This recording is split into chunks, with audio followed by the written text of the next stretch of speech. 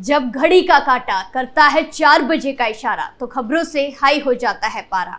क्यों? क्योंकि 4 बजे हम चक्रव्यूह के साथ आपके सामने पेश होते हैं और 4 ऐसे लोगों को चक्रव्यूह के चक्र में फंसाते हैं जिनकी पोल पट्टी सुनकर हर कोई हैरान हो जाए। नमस्कार, कैपिटल टीवी में आपका स्वागत है और मैं आपके साथ प्रिया बिस्ट। आज चक्रव्यूह के चक्र में फंसे हैं अंसारी परिवार, समाजवादी पार्टी, सपा विधायक अमानतुल्लाह खान और लेडी डॉन शाइस्ता परवीन। इन सभी का आज सारा काला चिट्ठा आपके सामने खोलते हैं और एक एक करके बताते हैं इन सभी की करतूतें। पहली खबर में बात माफिया मुख्तार अंसारी के परिवार की, जहां माफिया मुख्तार अंसारी की भतीजी और गाजीपुर से सांसद अफजाल अंसारी की बेटी नुसरत अंसारी के समाजवादी पार्टी से चुनाव लड़ने की संभावनाएं खत्म हो गई हैं। दरअसल समाजवादी पार्टी के प्रत्याशी के तौर पर भरे गए नुसरत के दोनों पर्चे निरस्त हो गए हैं, लिहाजा अब वो निर्दलीय प्रत्याशी के तौर पर चुनाव लड़ सकेंगी। अब अफजाल अंसारी इंडिया गठबंधन के आधिकारिक प्रत्याशी होंगे, सपा प्रत्याशी के तौर पर लड़ेंगे चुनाव। बताते चलें कि यूपी की चर्चित लोकसभा सीट गाजीपुर से सपा प्रत्याशी अफजाल अंसारी ने भी नामांकन किया है। उन्होंने सोमवार को 2 सीटों में पर्चा भरा था। अफजाल से पहले उनकी बेटी नुसरत अंसारी ने अपना नामांकन दाखिल किया था। नुसरत ने नामांकन डमी कैंडिडेट के तौर पर किया है। अफजाल ने इस पर कहा कि मेरे नामांकन में कोई दिक्कत आती है तो पार्टी सिंबल नुसरत को ट्रांसफर हो जाएगा। हालांकि एक सेट पर्चा निर्दलीय भी दाखिल किया गया है। समाजवादी पार्टी की तरफ से AB फॉर्म अफजाल अंसारी और नुसरत अंसारी दोनों को इशू किया गया था। बताते चले कि अफजाल अंसारी की मुश्किलें बढ़ सकती है। गैंगस्टर मामले में यूपी सरकार ने अफजाल अंसारी की सजा को बढ़ाने के लिए इलाहाबाद हाईकोर्ट में अपील दाखिल की है। हाईकोर्ट ने राज्य सरकार की अपील को स्वीकार करते हुए अफजाल की सजा को चुनौती देने वाली अपील के साथ सुनवाई का फैसला लिया है। इस मामले में अगली सुनवाई 20 मई को होनी है। ऐसे में हाईकोर्ट से अफजाल अंसारी को अगर राहत मिलती है तभी वो लोकसभा चुनाव लड़ पाएंगे, लेकिन वरना उन्हें चुनावी मैदान से हटा दिया जाएगा। मौजूदा परिस्थितियों को देखते हुए अफजाल अंसारी ने अपनी बेटी नुसरत अंसारी को भी डमी कैंडिडेट के रूप में मैदान में उतारा था, लेकिन अब उनका पर्चा खारिज हो गया है। बहरहाल अफजाल अंसारी ने दावा किया है कि चौथे चरण में उत्तर प्रदेश की 13 में से आधी सीटें भी भाजपा बचा ले तो बड़ी बात होगी। भाजपा प्रत्याशी को पर्चा भरने में उत्तराखंड के सीएम और यूपी के डिप्टी सीएम को बुलाना पड़ा। अगली खबर में बात समाजवादी पार्टी की, जहां रायबरेली में समाजवादी पार्टी को बड़ा झटका लग सकता है। खबर है कि समाजवादी पार्टी के विधायक मनोज पांडे 17 मई को भारतीय जनता पार्टी यानी कि बीजेपी ज्वाइन करने वाले हैं। सूत्रों का कहना है कि वो बीजेपी के राष्ट्रीय अध्यक्ष JP नड्डा और केंद्रीय गृह मंत्री अमित शाह की मौजूदगी में बीजेपी में ज्वाइन होंगे। जहां कांग्रेस के पूर्व अध्यक्ष राहुल गांधी को पिछले लोकसभा चुनाव में अमेठी से हराने के बाद अब भाजपा उन्हें रायबरेली में भी पटखनी देने की कोशिशों में जुटी हुई है। खुद गृह मंत्री अमित शाह रायबरेली में राहुल गांधी की घेराबंदी में लगे हुए हैं। रायबरेली की ऊंचाहार सीट से समाजवादी पार्टी के विधायक मनोज पांडे को भाजपा में शामिल कराने की तैयारी हो रही है। मनोज पांडे सपा और विधायक दोनों से इस्तीफा दे सकते हैं। 2 दिन पहले ही अमित शाह खुद मनोज पांडे के घर अचानक पहुंच गए थे। रायबरेली में 20 मई को वोटिंग है। इससे पहले 17 मई को अमित शाह की उपस्थिति में मनोज पांडे बीजेपी में शामिल हो सकते हैं। इन दिन मनोज पांडे ने एक बड़ी जनसभा का आयोजन किया हुआ है।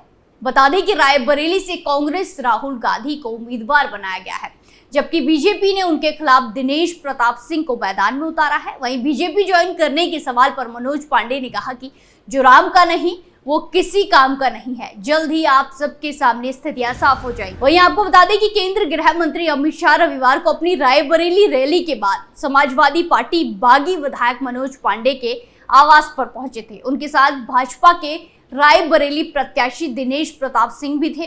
वहीं आपको बता दें कि मनोज पांडे की गिनती कुछ समय पहले तक अखिलेश यादव के बेहद करीबियों में होती थी। राज्यसभा चुनाव के दौरान मनोज पांडे ने बगावत कर दी थी और भाजपा प्रत्याशी को वोट दिया था। इसके बाद अखिलेश यादव पर कई हमले भी किए थे। यहां तक कि आरोप लगाया कि कई सपा विधायक अयोध्या जाना चाहते थे, लेकिन अखिलेश ने रोक दिया था। ऐसे में बीजेपी में शामिल होने की अटकलें और ज्यादा तेज हो गई थी। पांडे ने अपने आवास पर शाह के आगमन का एक वीडियो भी डाला था, जिसमें वो केंद्रीय गृह मंत्री का स्वागत करते दिखाई दे रहे थे। उन्होंने लिखा था कि भारत के प्रसिद्ध गृह मंत्री अमित शाह के आगमन से वो अभूत है, जिसके ऐतिहासिक फैसलों ने ये सुनिश्चित किया है कि कश्मीर से कन्याकुमारी तक भारत एक समान बंधन में बंधा हुआ है। वो उनके आभार ही हैं।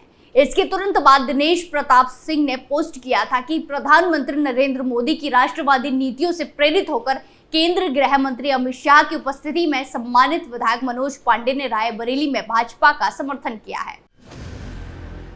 अगली खबर में बात आप विधायक की, जहां आप विधायक अमानतुल्लाह खां के घर योगी की पुलिस पहुंची, लेकिन दोनों बाप बेटे नहीं मिले। आपको बता दें कि गुरुवार 16 मई 2024 को उत्तर प्रदेश पुलिस की एक टीम अमानतुल्लाह खान के आवास पर पहुंची। यहां अमानतुल्लाह खान और उनके बेटे अनस खान को लेकर यूपी पुलिस ने तलाशी ली। दोनों ही घर पर नहीं मिले। विधायक पिता पुत्र के खिलाफ गैर जमानती वारंट भी जारी किया जा चुका है। अमानतुल्लाह खान और उनके बेटे अनस खान का फोन घटना के बाद बंद आ रहा है और वो गायब है। यूपी पुलिस ने उनके घर के बाहर नोटिस चस्पा कर दिया है। अमानतुल्लाह खान और उनके बेटे अनस खान के खिलाफ ये मामला पेट्रोल पंप पर मारपीट करने के बाद दर्ज किया गया। यूपी पुलिस दोनों की तलाश में पहले भी उनके घर पर दबिश दे चुकी है। 11 मई 2024 को भी यूपी पुलिस इस मामले में नोटिस लेकर पहुंची थी। यहां तक भी अमानतुल्लाह खान और अनस खान नहीं मिले थे। पुलिस ने इस दिन भी नोटिस को चस्पा किया था। इस मामले में अमानतुल्लाह खान के करीबी इकरार अहमद को यूपी पुलिस ने सोमवार 13 मई 2024 को गिरफ्तार किया था। बताया गया था कि इकरार अहमद अमानतुल्लाह खान का मैनेजर है और शाहीन बाग का रहने वाला है। जिस वक्त खान के बेटे अनस ने नोएडा के पेट्रोल पंप पर मारपीट की, वो भी वहां मौजूद था। गौरतलब है कि 7 मई 2024 को नोएडा के सेक्टर 95 स्थित विधायक का बेटा अनस खान पेट्रोल पंप पर अपनी कार लेकर पहुंचा था, वहां उसने लाइन में लगे गाड़ी को आगे बढ़ाकर अपनी गाड़ी में पहले तेल भरने की जिद की। सेल्समैन ने नियम का उल्लंघन करने से इनकार किया।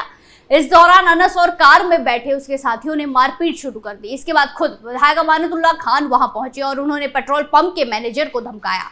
दोनों ही घटनाओं का वीडियो सोशल मीडिया पर जमकर वायरल हो गया। यूपी पुलिस ने इस मामले में एफआईआर दर्ज करके अनस खान की तलाश चालू कर दी है। आखिरी खबर में बात शाइस्ता परवीन की, जहां माफिया अतीक अहमद की पत्नी शाइस्ता परवीन की मुश्किलें बढ़ती जा रही हैं। प्रवर्तन निदेशालय यानी कि ईडी ने उनके खिलाफ जबरन वसूली का सिंडिकेट चलाने से जुड़े मनी लॉन्ड्रिंग के मामले में चार्जशीट दाखिल की है। वहीं से पहले ईडी अतीक अहमद की 8 करोड़ 14 लाख की संपत्ति अटैच कर चुकी है। वहीं 6 करोड़ के गहने और 1 करोड़ 15 लाख रुपए जब्त कर चुकी है। जहां ईडी ने लखनऊ में विशेष न्यायालय के समक्ष चार्जशीट दाखिल की है। शाइस्ता परवीन उनके पति अतीक अहमद पर करोड़ों रुपए के जबरन वसूली रैकेट से जुड़े मामले में मनी लॉन्ड्रिंग रोकथाम अधिनियम पीएमएलए 2002 के तहत मामला दर्ज किया गया है। ईडी ने अतीक अहमद के साथ साथ कई अन्य लोगों के खिलाफ जबरन वसूली, धोखाधड़ी, जालसाजी और संपत्ति के अवैध अधिग्रहण से संबंधित अपराधों के लिए विभिन्न धाराओं के तहत सीबीआई द्वारा दर्ज की गई एफआईआर के आधार पर जांच शुरू कर दी है। हालांकि बाद में ईडी ने मनी लॉन्ड्रिंग जांच का दायरा बढ़ाकर हत्या, जबरन वसूली, धोखाधड़ी, जालसाजी, जमीन पर कब्जा, इसके साथ साथ कई अपराधों में विभिन्न पुलिस स्टेशनों में दर्ज कई एफआईआर को भी शामिल किया। जांच के दौरान अतीक अहमद और उसके सहयोगियों, जिसमें उसके परिवार के सदस्यों, रिश्तेदारों द्वारा अर्जित आय का पता लगाया गया, जिसमें पता चला कि अतीक अहमद और उसके सहयोगी अवैध तरीके से अर्जित किए गए पैसों का इस्तेमाल संपत्तियों को खरीदने में कर रहे हैं। इसके साथ ही ईडी की जांच में यह भी पाया गया कि कार्रवाई से बचने के लिए संपत्तियों को दूसरे लोगों के नाम पर रजिस्टर्ड कराया गया है। इससे पहले ईडी ने अतीक अहमद की करोड़ों रुपए की चल अचल संपत्ति को जब्त किया था। साथ ही करोड़ों की संपत्ति कुर्क की थी, जिसमें फुलपुर तहसील इलाहाबाद में स्थित जमीन जो शाइस्ता परवीन के नाम पर थी।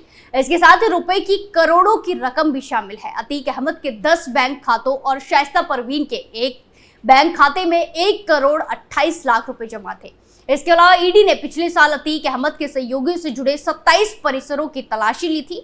इस दौरान 1 करोड़ 15 लाख रुपए कैश, 6 करोड़ का सोना और गहने के साथ साथ कई अन्य आपत्तिजनक रिकॉर्ड मिले थे। शाइस्ता परवीन फिलहाल फरार है। उस पर प्रयागराज पुलिस ने 50,000 का इनाम घोषित कर रखा है। आज हमने देखा कैसे चक्रव्यूह के चक्र में अंसारी परिवार, समाजवादी पार्टी, सपा विधायक अमानतुल्लाह खान और लेडी रॉन शाइस्ता परवीन फंसे और उनकी पूरी पोल पट्टी खुलकर सबके सामने आ गई। चक्र में फिलहाल के लिए इतना ही।